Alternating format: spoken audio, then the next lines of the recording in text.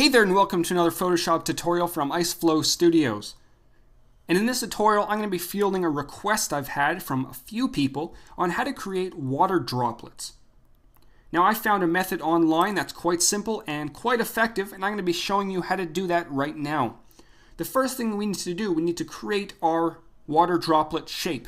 You can use the pen tool, you can use the marquee tool, or you can use the ellipse tool, which is what we're going to use right now. Once you have that selected, we need to choose a nice neutral gray color.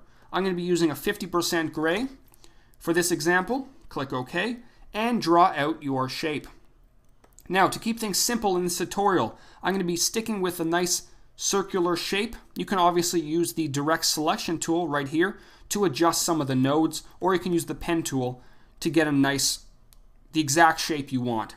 So here we go. We need to start applying some layer styles. First thing we're going to do is we're going to change the blend mode to overlay. Now right away, looking at it, it doesn't do anything for you. Don't worry, that'll come into play later on. We're going to double click on this layer in a nice blank area to bring up our layer styles dialog box. Now we're going to start at the top and go down the list adding a bunch of layer styles. So the first thing we're going to add is a drop shadow. Keep blend mode at multiply, keep the color at black. The opacity is going to be set down to 15%. The angle is going to be set to 90 degrees. Keep use global light checked on. The distance, keep it to 5. You can shrink it down a little bit. Let's put it at 4. Spread is 4. Size is 4. And make sure the contour is set to this second one right here. And turn this on. Next is we're going to add an inner shadow. Basically the exact same options almost. The opacity 15%. Angle 90%, distance is 5, keep the choke at 0, and set the size to 5. Next we're going to add an inner glow right over here, and the settings are as follows.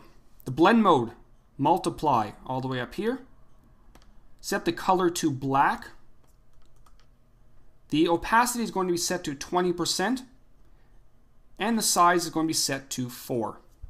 Now, moving on to our last option, we're going to add a bevel and emboss.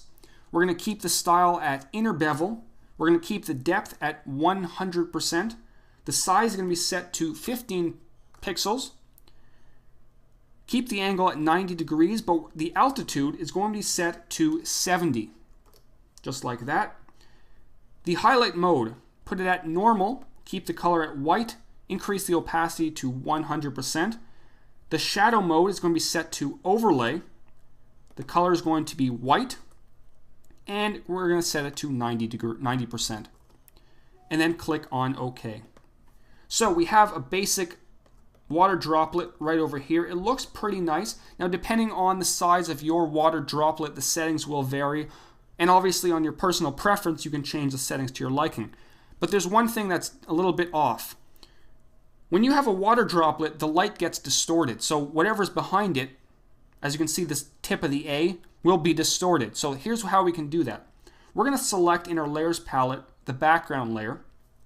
Holding down Command or Control, click on the water droplet layer, which will create it as a selection, just like this. And then what we can do, we can go to Filter, Distort, and then Ripple, and then adjust the settings accordingly to your personal preference. Now, as you can see, if we zoom in here, we have an example of what it's going to look like. So we're just looking for a little bit of distortion, so we can adjust the angle, the amount just like this. I'm going to put it around 900% and click OK, and then deselect. So we have a little bit of distortion, which kind of gives a little bit more of a realistic feel to it.